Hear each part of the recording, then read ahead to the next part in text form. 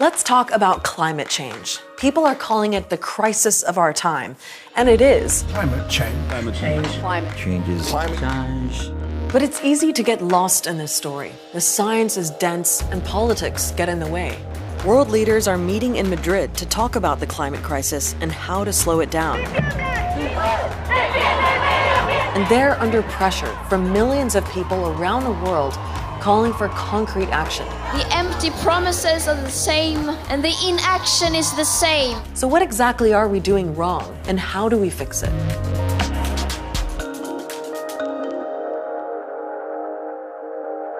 We're going to kick this off with some basic science, so bear with me, because this is important. Look at this graph. These are the levels of carbon dioxide in our atmosphere over hundreds of thousands of years. But this spike in carbon dioxide at the very end, that took off during the Industrial Revolution. We started breaking CO2 records in 1950, and we haven't stopped since. Why? Well, scientists say there's a 95% chance that human activity is the cause. We've been burning more and more fossil fuels like oil and coal, which release CO2, to power our homes, factories, airplanes, and cars.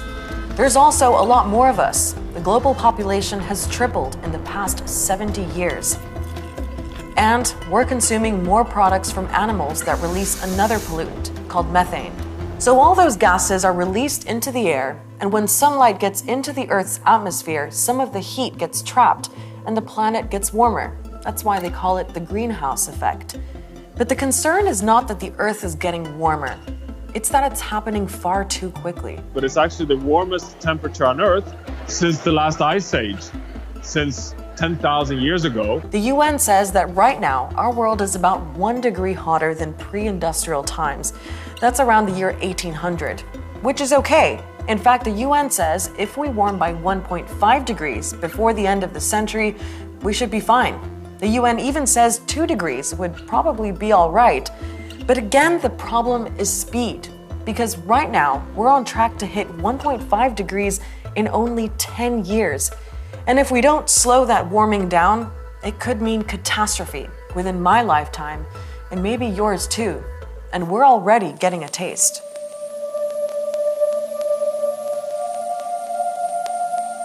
Climate change is here. Climate change is happening. We are well into the 6th mass extinction event.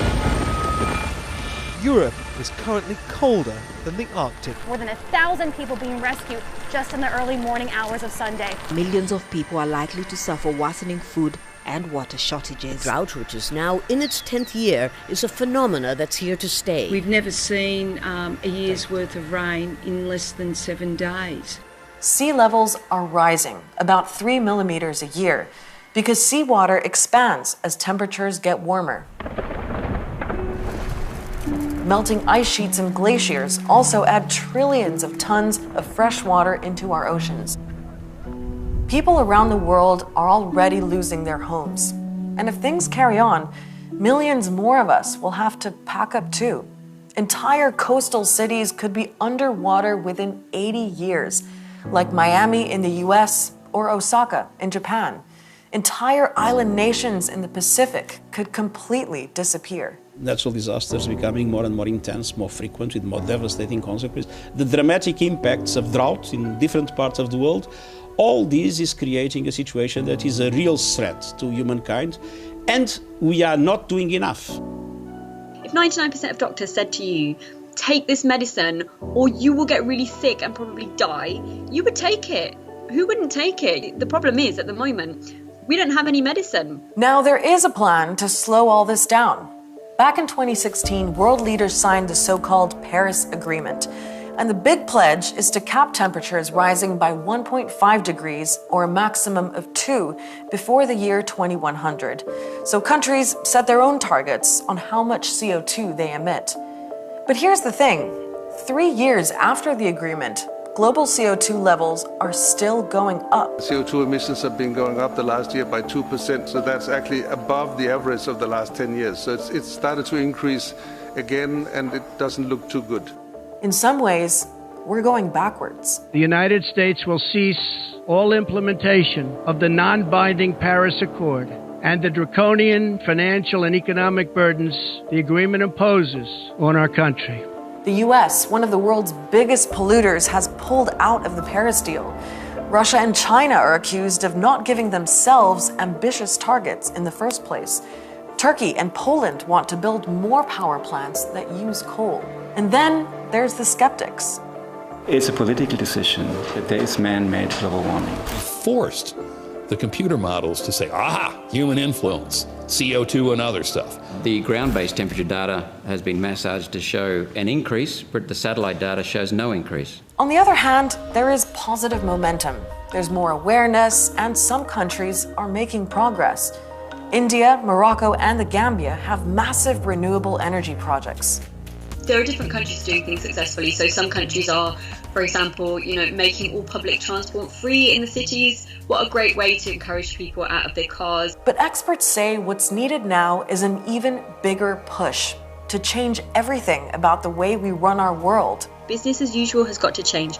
Politics as usual has got to change. In order to combat that, we have to change the system that has allowed it to happen. You can't have infinite growth on a finite planet. And everyone can do that by shifting to renewable energy, reducing the use of cars, use train more, cycle more, eat less meat, consume a bit more carefully.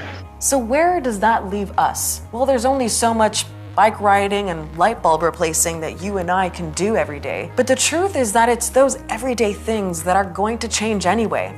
Even coffee could run out if farmers can't grow it. So the expert advice is that it's down to all of us to change our ways and shake things up, or climate change is gonna do it for us. If there's a story you want to get your head around, let us know. Get in touch with us on Twitter or Facebook. Also, make sure to subscribe to our YouTube channel so you never miss an episode. Selamat datang ke sesi forum kita pada hari ini. Saya Anastasia Metimah binti John merupakan moderator anda pada hari ini. Pada forum kali ini, kita akan mengadakan sebuah forum yang bertajuk Penduduk versus Perubahan Iklim. Seperti yang kita sedia maklum, perubahan iklim berlaku dengan kadar massa yang lebih cepat selaras dengan jumlah peningkatan penduduk yang semakin meningkat pada masa kini.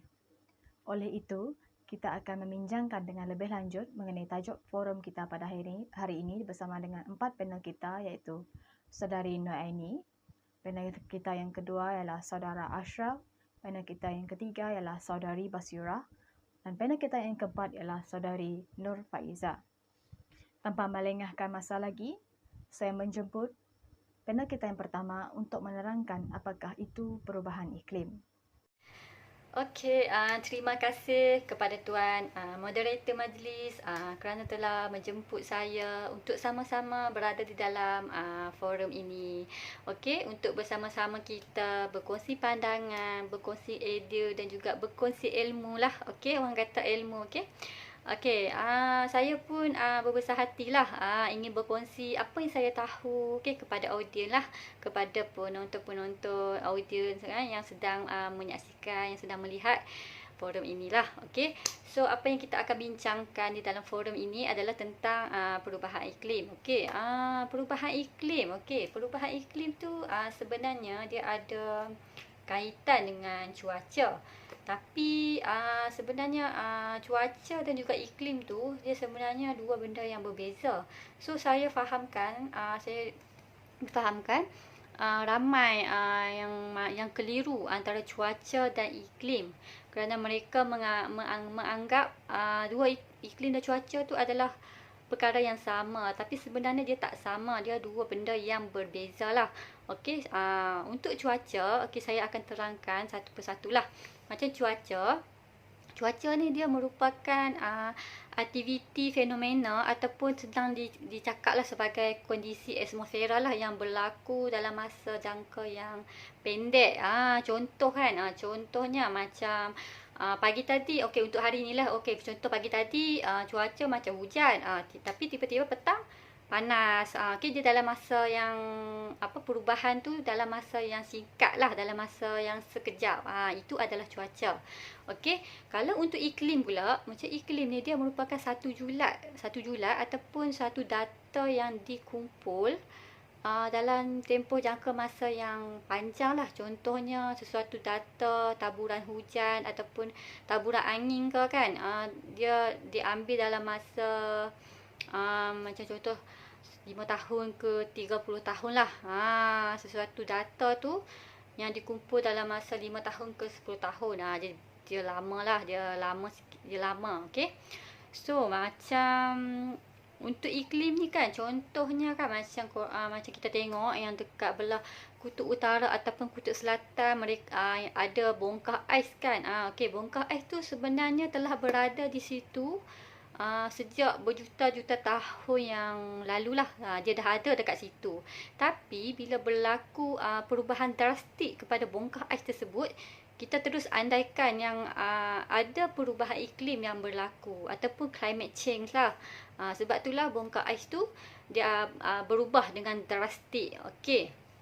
So macam kita apa yang kita boleh kaitkan lah, cuaca dan juga iklim. Okey, macam cuaca kan, contohnya kan macam kita boleh kaitkan dengan cuaca yang berkabus. Okey, macam contoh cuaca yang berkabus kan. Kabus tu selalunya dia berlaku pada waktu pagi saja kan. So bila dah tengah hari sikit dia dah hilang. Okey. Okey, itu adalah cuaca lah sebab dia berlaku dalam jangka masa yang sekejap. Okey. Contoh iklim pula. Okey, macam iklim kan, contoh macam taburan hujan dalam jangka masa setahun ataupun jumlah matahari yang kita perolehi dalam masa setahun ataupun perubahan arah angin ke, perubahan angin lah. Okey, itu dalam jangka masa setahun. Jadi dengan kata mudah lah kan, dengan kata mudah kat sini, okey, beberapa cuaca yang kita kumpulkan dalam masa jangka tertentu lah, dalam tempoh jangka tu, dalam jangka masa tertentu tu kita combinekan ataupun kita gabungkan menjadi purata dan itu akan menjadi iklim. Macam itulah. Okey. Saya harap semua faham lah. Okey. Cuaca dan juga iklim lah. Okey. Cuaca tu dalam jangka masa sekejap lah, dalam masa perubahan cuaca dalam masa sekejap. Kalau untuk iklim tu jangka masa panjang lah, dia makan masa bertahun-tahun lah. Okey, selalunya orang akan kutip data tu dalam masa setahun ke 3 tahun ke kan, ataupun 10 tahun lah, macam tu lah. Okey. Okey, apa yang saya boleh kongsikan dekat sini, terdapatlah kajian yang dibuat, ada kajian yang dibuat tentang cuaca ekstrim yang pernah berlaku disebabkan oleh perubahan iklim ni, adalah disebabkan oleh perbuatan manusia itu sendirilah. Okey, perbuatan manusia. Okey, difahamkan sebab perubahan iklim ni disebabkan oleh sebanyak 68% adalah disebabkan oleh kegiatan manusia ataupun perbuatan manusia lah.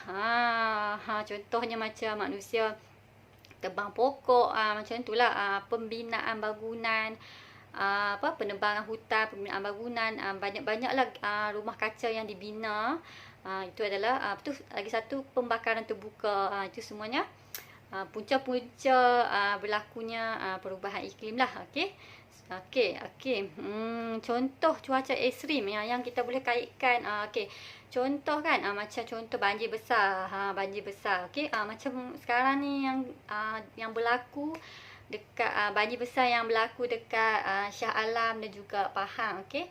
Yang itu pun merupakan salah satu perubahan iklim lah.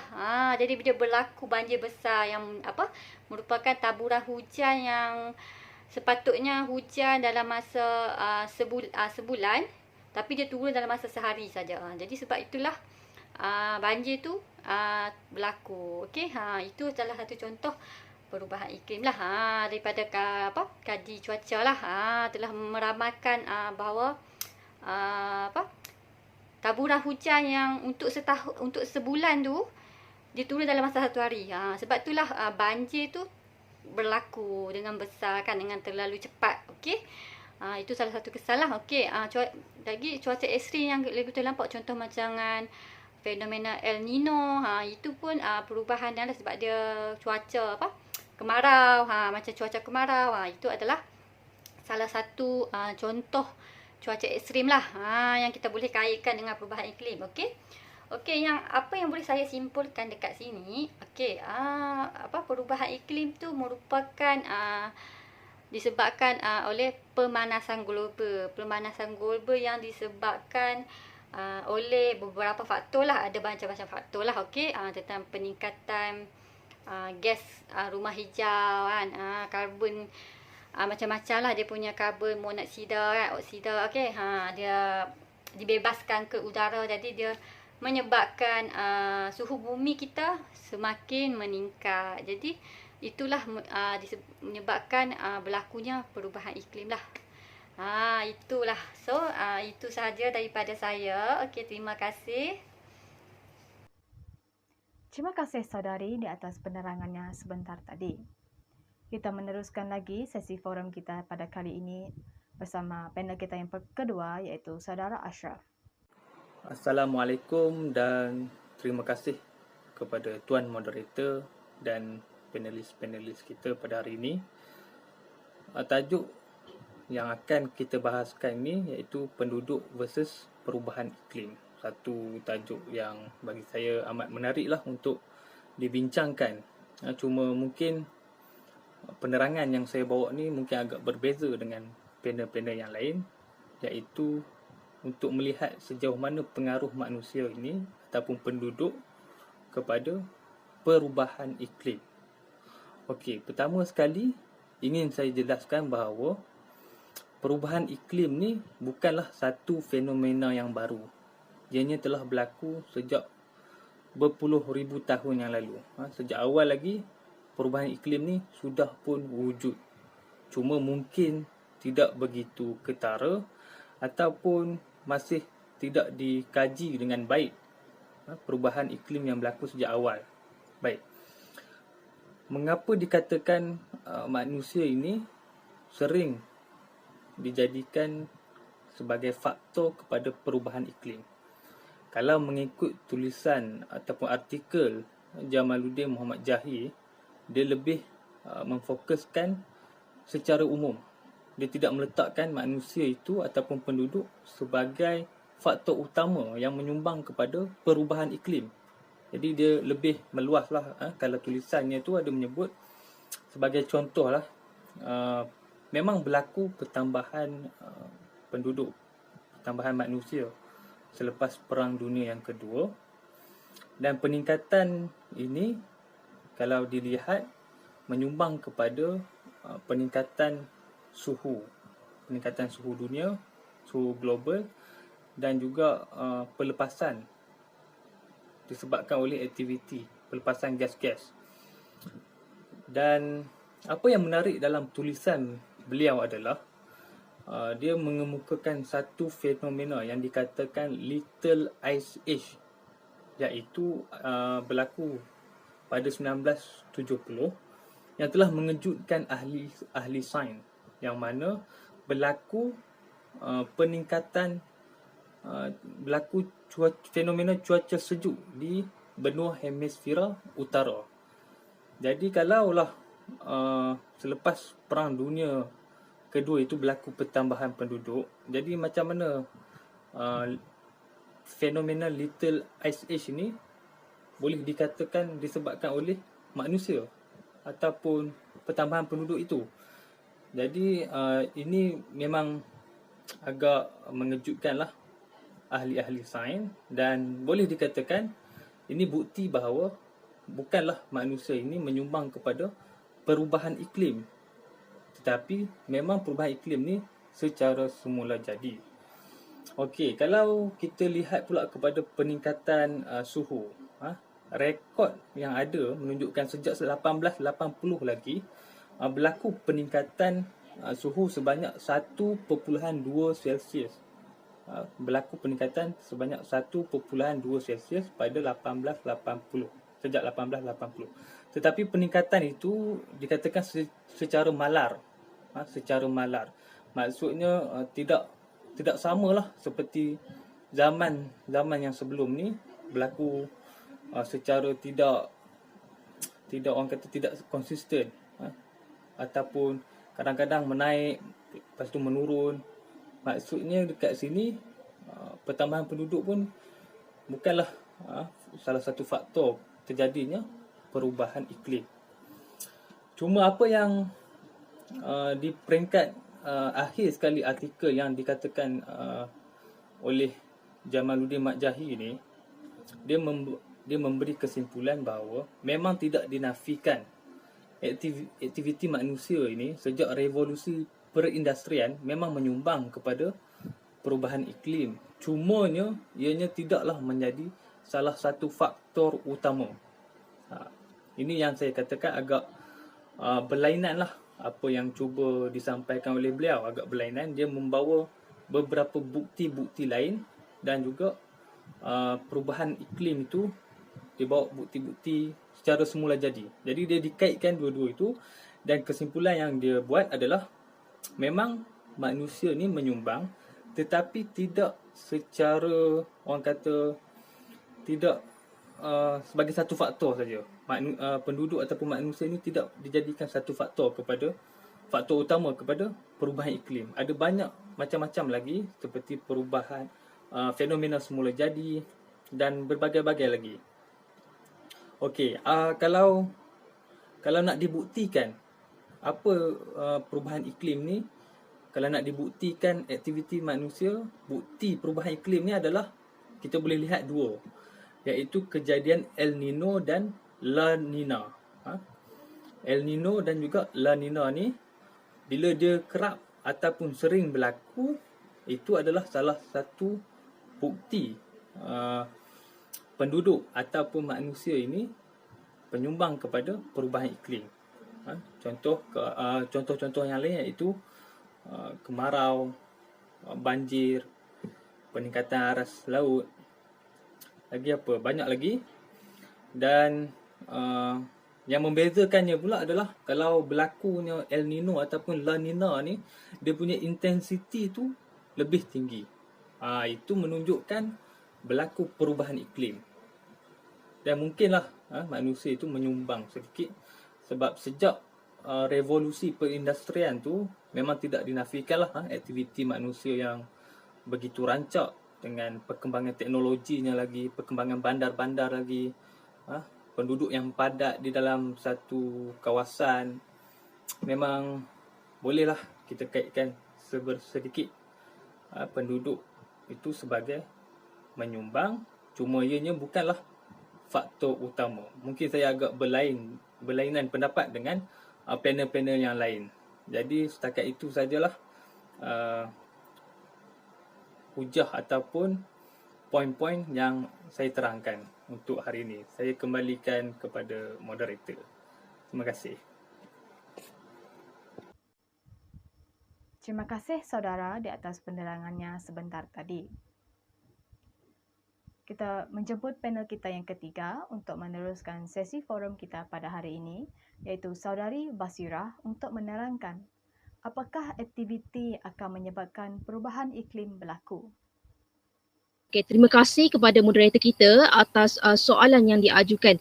Okey, jadi sebenarnya perubahan iklim merujuk kepada perubahan signifikan statistik dalam purata keadaan iklim ataupun kepelbagaiannya untuk jangka masa yang panjang. Okey, biasanya dekad ataupun lebih lah. Okey, jadi perubahan iklim berlaku mungkin kerana proses semula jadi dalaman bumi, pendorong luaran ataupun perubahan antropogenik terus menerus dalam komposisi atmosfera dan penggunaan tanah. Okey, perubahan iklim ditakrif sebagai perubahan iklim yang disebabkan secara langsung ataupun tidak langsung dengan aktiviti manusia yang mengubah komposisi atmosfera global dan merupakan tambahan terhadap kepelbagaian iklim semula jadi untuk tempoh masa yang dibandingkan. Okey, jadi terdapat penemuan oleh dua orang saintis lebih daripada 100 tahun yang lalu menunjukkan bahawa karbon dioksida meningkat di atmosfera memanaskan keseluruhan planet. Penemuan mereka kemudiannya dikenali sebagai kesan rumah hijau yang merangkumi faktor semula jadi dan kegiatan manusia itu sendiri yang menyumbang kepada penambahan karbon dioksida dalam udara. Jadi sebenarnya tanpa gas-gas kesan rumah hijau ini termasuk karbon dioksida, nitrous oxide dan wap air, bumi akan terlalu sejuk lah untuk kita diami. Jadi gas-gas ini terdapat di atmosfera bumi untuk menyerap dan membebaskan tenaga haba, menghasilkan kesan rumah hijau dan membuatkan suhu planet kita ni sesuai untuk dihuni lah. Jadi penting juga sebenarnya. Okey, jadi wap air ini adalah gas rumah hijau yang paling banyak lah yang terdapat di planet kita. Merangkumi sekitar 60% dari keseluruhan gas-gas yang ada. Jadi kita tahu bahawa perubahan iklim ini sebenarnya ada kaitan dengan kegiatan manusia. Dia berkait rapat lah, sebenarnya penyumbang besar lah sebenarnya aktiviti manusia itu sendiri. Itu sejak revolusi industri, manusia telah membakar sejumlah besar arang batu, petroleum dan bahan bakar fosil yang lain untuk menghasilkan haba dan juga elektrik. Jadi aktiviti ini sebenarnya membebaskan karbon dioksida, gas rumah hijau yang paling banyak dihasilkan oleh manusia ke atmosfera. Okey, jadi akibat daripada ini, lebih banyak haba yang sepatutnya terbebas ke angkasa terperangkap di atmosfera. Jadi aktiviti perindustri ini menjadi penyebablah kepada meningkatnya bahan cemar udara yang lain seperti habuk, debu, asap-asap kotor dan ruang atmosfera dalam ruang atmosfera. Okey.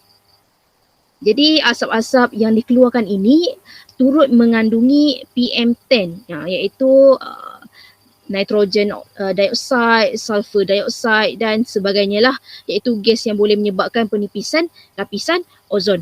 Okey, jadi aktiviti yang kedua kita boleh katakan adalah aktiviti pengangkutan itu sendiri. Kita ini penambahan penduduk adalah semakin bertambah. Jadi kita banyak menggunakan pengangkutan lah. Okey, jadi kemajuan dalam sistem pengangkutan dan pertambahan manusia, pertambahan penduduk dunia menyebabkan keperluan kepada sistem pengangkutan sama ada pengangkutan darat, laut dan udara meningkatlah. Okey, jadi penggunaan bahan api fosil yang berlebihan dalam sistem pengangkutan menyebabkan pelepasan asap yang mengandungi gas pencemar seperti karbon dioksida dan juga nitrous dioksida ke atmosfera. Jadi selain itu, proses pembakaran api fosil dalam kenderaan bermotor turut menyumbang kepada peningkatan gas karbon dioksida dan karbon monoksida. Aktiviti manusia ini telah menyebabkan pertambahan bahan cemar di atmosfera dunia lah, okey, dan menyebabkan kenaikan suhu dunia secara global. Jadi kesan rumah hijau telah bermula sejak berlakunya revolusi perindustrian. Kita dah mention tadi itu revolusi perindustrian, dan sejak itu kepekatan karbon dioksida telah bertambah sehingga 30% dan juga meten bertambah lebih 2 kali ganda dan juga nitrous oxide telah meningkat sebanyak 15%. Okey, jadi peningkatan gas rumah hijau ini telah menyebabkan terbentuknya lapisan perangkap haba dan memerangkap haba yang dibebaskan semula ke atmosfera. Jadi kewujudan perangkap haba ini telah menyebabkan peningkatan suhu dan pemanasan suhu dunia secara global. Jadi keadaan ini secara tidak langsung telah mempengaruhi perubahan cuaca dan juga iklim dunia. Okey, jadi yang seterusnya kita boleh katakan adalah aktiviti penerokaan hutan. Ini tidak dapat diasingkan lagi, tidak dapat disangkal lagi. Memang penerokaan hutan ini adalah antara salah satu penyebab berlakunya perubahan iklim dunia lah. Jadi penerokaan hutan ini secara besar-besaran dan tidak terkawal telah menyumbang kepada kesan rumah hijau. Jadi pembukaan kawasan baru untuk pembangunan dan akan menjejaskan kitaran karbon, iaitu proses semula jadi dalam menjana keseimbangan kandungan karbon dioksida dalam atmosfera. Jadi sebenarnya kita tahu pokok-pokok berfungsi menyerap lebihan karbon dioksida di atmosfera. Jadi dan juga membebaskan gas oksigen. Yang pentinglah untuk mewujudkan keseimbangan kandungan dalam atmosfera bumi. Jadi sekiranya terlalu banyak pokok ditebang dan dimusnahkan, keseimbangan gas karbon dioksida itu akan terganggu lah, okey? Dan kandungannya dalam atmosfera akan meningkat melebihi kadar 0.03%. Jadi di Malaysia itu sendiri kita dapat lihat bahawa negeri Pahang dan juga Kelantan antara negeri yang banyak melakukan penerokaan hutan ini. Jadi sebenarnya kita harapkan bahawa kita mengharapkan supaya pihak-pihak terbabit dapat membuka mata lah.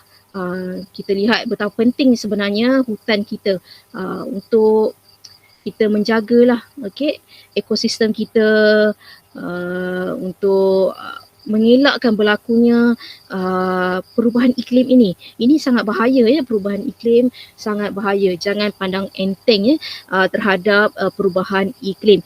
Bagi saya itulah antara, sebenarnya banyak ya aktiviti-aktiviti manusia menyebabkan perubahan iklim ni. Ini secara ringkas lah saya dapat nyatakan, iaitu perindustrian, pengangkutan dan juga penerokaan hutan. Itu antara aktiviti manusia yang menyebabkan berlakunya perubahan iklim dunia. Okey, jadi itu saja daripada saya. Kita kembali kepada moderator. Okey, terima kasih. Terima kasih saudari di atas penerangannya sebentar tadi. Kita teruskan lagi sesi forum kita pada hari ini bersama saudari Nova Iza untuk menerangkan mengenai impak perubahan iklim. Terima kasih diucapkan kepada pengurusi majlis dan penganjur kerana sudi menjemput saya untuk memberi ucapan dalam forum ini. Baiklah, pada hari ini saya akan bercakap mengenai kesan perubahan iklim yang semakin mempengaruhi kehidupan serta aktiviti manusia. Untuk makluman para hadirin, Pertubuhan Bangsa-Bangsa Bersatu UN telah menubuhkan satu konvensyen rangka kerja iaitu United Nations Framework Convention on Climate Change UNFCCC dalam menangani perubahan iklim. Menurut UNFCCC, sistem iklim merupakan sumber yang boleh dikongsi bersama seluruh dunia, manakala kestabilannya boleh digugat melalui industri seperti pengeluaran karbon dioksida dan juga gas rumah hijau yang lain. Kesan pertama perubahan iklim adalah kepada manusia, khususnya kepada kesihatan. Hal ini kerana iklim merupakan faktor penentu kepada kesejahteraan dan kesihatan manusia dalam kesihatan awam. Perubahan iklim semula jadi global dijangka menimbulkan risiko pada masa akan datang yang tidak diketahui kepada manusia dan juga ekosistem tempatan semula jadi. Menurut Miller 2008, kesan perubahan iklim kepada kesihatan awam terbahagi kepada dua kesan, iaitu kesan secara langsung dan juga kesan bukan secara langsung. Miner dan Abbey 2006 menyatakan bahawa kesan secara langsung boleh dilihat melalui kematian yang disebabkan oleh tekanan kepanasan, iaitu heat stroke atau penyakit respiratory akibat pencemaran udara.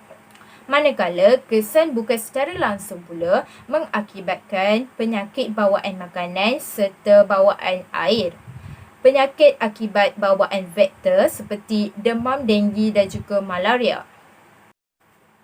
Hadirin sekalian, kesan seterusnya ialah kepada aktiviti pertanian. Kesan perubahan iklim ini akan memberi kesan serius kepada sektor pertanian, terutamanya dalam subsektor pengeluaran makanan dalam negara. Ini berkaitan dengan keselamatan bekalan makanan negara seperti pengeluaran padi, sayur-sayuran, daging, telur, ikan dan sebagainya.